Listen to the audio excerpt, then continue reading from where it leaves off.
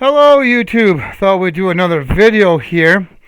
This is going to be part 3 of how to, or a guide I should say, to make an interface to hook up either your Midland MXR10 or your Retevis RT97S GMRS repeater to your computer using the data port that's on the repeater. I'm doing a video series, and this is going to be part 3. This is going to be about the squelch line, or the busy line as Retevis calls it, and same with Midland. So first thing is first, we got to look at the diagram here. So let's go to the Midland pinout, and it looks like I said before, busy means squelch. So right here, and it's active low. So that means when the squelch is broken, that pin goes low, which is like 0 volts. Okay? So, and that's going to be the same on the Retevis. Let's go ahead and call that up. If you haven't noticed, the Midland is the Retevis repeater. But it's the same. Busy, like I said, also means squelch. Again, active low. Same thing like I said for the Midland. When the squelch is broken and a signal is being received, this pin goes to about 0 volts. It must be high when it's not, when the squelch is not broken. So, active low. So, that lets us know that. So, okay. So now we know what we have to achieve. And I have my little test circuit here with my DB9 USB to DB9 adapter, like I mentioned in the other videos. I have a little test jig where I can hook up. I got wires hooked up to the pins, and I can hook up my meter to see what's going on. The meter that you see on the display right here is hooked up to the output or the transmit pin of the DB9 connector here, which is going to be the DTR pin, which is pin 4. I did a video on the PTT pin, but that's what this meter's hooked up to. Okay? Let me clear this. So now, when I apply a voltage to the receive pin, or the squelch pin, or the busy pin, whichever term you want to use, and I'm going to use the DSR, which is pin 6 on here. And I think I said this right, but just to make sure I said it right, the DTR that this meter is hooked up to is the transmit pin, which is pin 4. But we're going to be working with the DSR pin 6 on the connector. So when I apply a high voltage, or 3 volts and above, I should see down here where it says waiting for signal to record, that should switch to recording the signal. Now, just to refresh your memory, we have this software set up for COM port. We're not using the Vox type of mode. You can see it right here. I have it set to, you got to have the auto on. You got to push this button here to make sure that's on. And it will say on right here. And I have it in the COM port mode. And I have it to detect the COM ports, not the audio. And then down here I have my COM port, which is COM port 6. That's what I need to use. That's what my little USB adapter hooks up to. Okay? So, let's go back to here. So I have it set to COM port 6. I have the mode into the COM port mode. I have it set to duplex. It's grayed out because I have this turned on right now. That's why it's grayed out. I have my PTT configured to the DTR pin, like I just mentioned. That's what the meter's hooked up to. And then I have the squelch pin So the boxes are not checked. Do not check these boxes to make it low, and I'll show you the reason why here in a minute. Okay, so that's how we have the software set up. So watch down here. When I apply a voltage to this receive or busy or squelch pin, watch down here, and watch this meter here should go up to 5 volts approximately. So let's go ahead and try this. We're going to hook this up. We're going to connect it here. And you can see it saying 5 volts. It's saying recording in progress. That is working exactly the way it should be. Now if I unhook it, that 5 volts will go away here after a set of time here.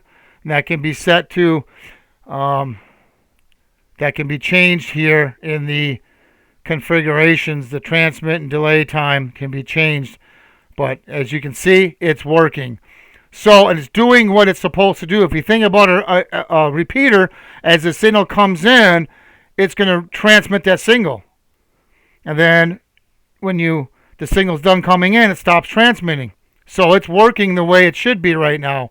I'm applying on this pin, the DSR pin I'm applying, which is pin 6. I'm applying 3 volts or 5 volts, which is a high. So let's do it again one more time. And we're going to, there it is, recording in progress. And then we unhook it and we can tweak that delay. But now it's back to waiting for signal. And now the voltage goes down to 0 volt. So it's working the way it should be. That's the good news. The bad news is, if you remember, we need a low. I'm applying a high on here. So if the repeater's putting out a low and we need a high, we got to convert that signal. And that's easy to do. It's not a big deal. I know what you're thinking. Well, why don't you just change it in the configuration here? Why don't you make that pin, squelch pin, the DSR pin, just make it be low. That way you don't need another circuit. Well, here's what happens when I click it low. It's activating already. See? It's activating. And it shouldn't be. See? It's activating. And the reason why it's activating is because my COM port, when it's in its unusable state, it's automatically a low. So it's going to key up this radio. It's going to key everything up. And I'm not even applying a voltage. Here's my voltage. So that's why we cannot check that low, at least in my situation with the COM port that I'm using. Let's uncheck that. See how it turned off? Now we're back to waiting for signal. So that means we cannot check this low. Now maybe if you have a different COM port, you might be able to, and you might be able to get away with not building the circuit. But in my case, I cannot check that box. So that means we're going to need to invert a 0 to 5 volts. The software needs a high. The radio puts out a low. So what's the easiest way to do that? Well, that's what we're going to use, what they call a hex inverter. Now, I don't have one of these parts. I just ordered it. It'll be about a week before I get it in. And let's talk about a hex inverter. What is a hex inverter? So let's call up my little data sheet here. And what it is a chip. And it's going to look like this. It's going to have 14 pins. Okay. And here's the function table, or truth table as they would call it. If I have a low on the input pin, a low coming in, output will be high. Well, that's perfect. That's what we need. The only, I don't want to say bad news, but the only, I guess I'm going to call it bad news, I guess if you want to call it that. This chip needs power to make it work. What I mean by that is pin 14 needs 5 volts, and you need a ground to make this chip work. Not a big deal. That's an easy solution to that. Get yourself a 5-volt DC wall wart. We can use one of these to power that chip. Okay? So, not a big deal. Not a big deal. So how we're going to do this is we're going to have to, we'll solder this chip in, and I'll do it right in my little jig there. And we're going to hook up pin 14. It's going to be the positive coming off the 5-volt wall transformer. The positive lead is going to go to pin 14, and then ground coming off of, again, this wall wart transformer, 5-volt DC, will go to that pin. And now I'm going to need to hook up. Let's clear this and get my, as you can see here, we're going to need to take an input. Now this chip has A pins marked A are input pins. So this chip has way more inputs than we're going to need. There's one here, there's one there, there's one here, there's one here, there's one here. Everyone that says A is an input. We don't need all those. We're just going to use 1 and 2 is what we're going to use. We can tie the other ones to ground to keep them from floating if a person needs to. But we're just going to use 1A and 1Y, okay? So what we're going to do, 1A is the input. So pin 1 is going to come from the repeater plug on the repeater end, because that's going to be a low coming in. And then the high, which is going to be pin 2, which is right here, as you can see, low to high, that's going to go to the data, or on the pin 6 of the DB9 connector going to the computer. So I'm going to say it again. Pin 1 is going to go to the repeater.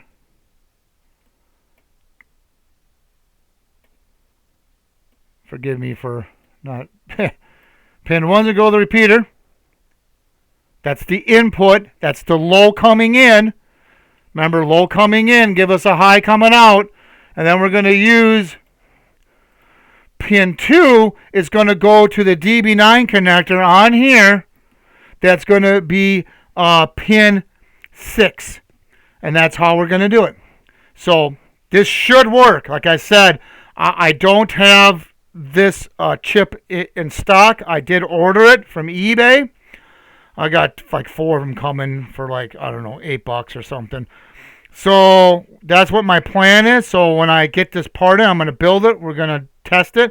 We're going to do another video. So that's what's going on. Like I said, this is part 3. I thought maybe we'd have, well, this might not be in 4 or 5 part video, because like I said before, we still got to do the audio part of this. We're just doing the COM port pins. So now we're doing the squelch. Once I get the squelch working, or the busy, the way it should, and here's my connector. Remember, you saw this in part 2, my little fancy little test jig. I'll put the chip in there. I do have like a little circuit board I can solder the chip to if I want to, or whatever. It don't matter. But I'll put that in there, and then we're going to test it. And if everything tests is okay, then I'll do a video on that. And then hopefully the video after that will be the audio part. And that might be a 1 or 2 part video itself, depending on, like I said, we got to do some modifications to the audio. We got to add some volume controls. So that is what we are doing with this. So if you have any questions or comments, please post them down below, and please subscribe. Thank you, and have a good day.